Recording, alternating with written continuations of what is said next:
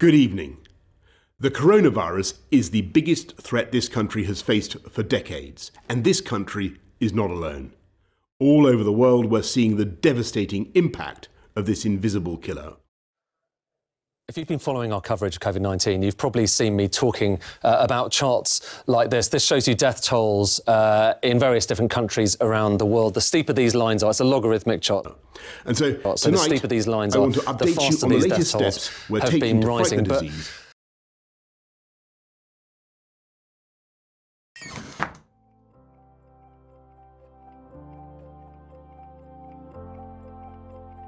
Hello. What were the first few weeks of lockdown like for you?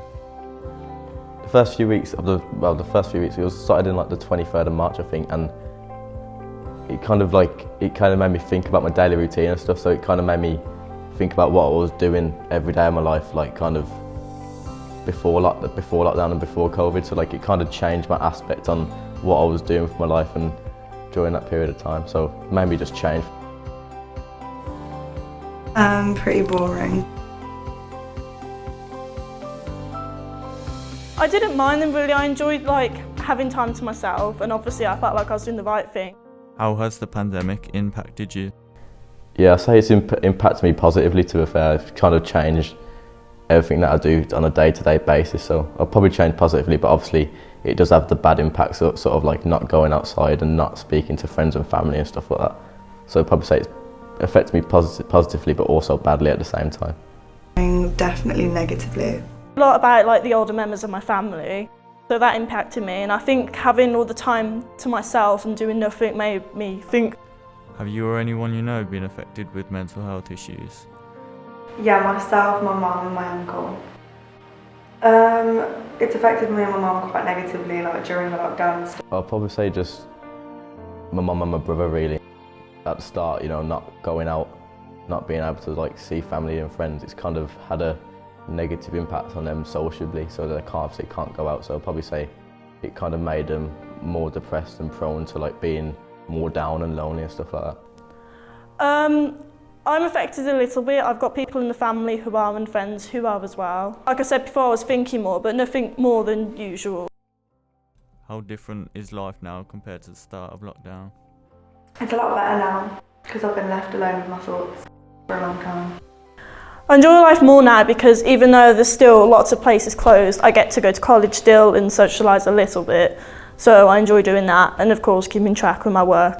I've probably tried to change positively in many ways, so I'd probably say the main difference is changing positively in my day-to-day business, but also I'll probably say that I've realised that social media and stuff like that doesn't really matter as much as I did before. So I'll probably say I've probably picked out main issues within my life and probably trying to change it positively.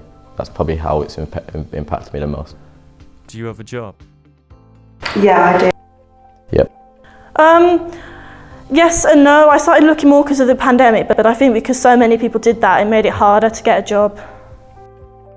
Would you say that the pandemic has impacted job in general? The first lockdown I couldn't work because it stopped me from going into the household. But this second one's been fine. I'm still going, I'm still doing it. I work in non-essential retail, so obviously now that lockdown's on up until 2nd of December, I've kind of don't have a job for a month, if that makes sense. So obviously not going to work, I'm not getting paid, so obviously that's affected me that way. So yeah, it's kind of been a struggle, but I know there's probably better times to come in the future. Have you been particularly stressed or affected by education? I've been stressed by education because in the first lockdown, it was right in the middle of a project we were doing for level 3, so that was pretty stressful. At first I was, but then college gave me the help I needed, so I wouldn't really say I am anymore.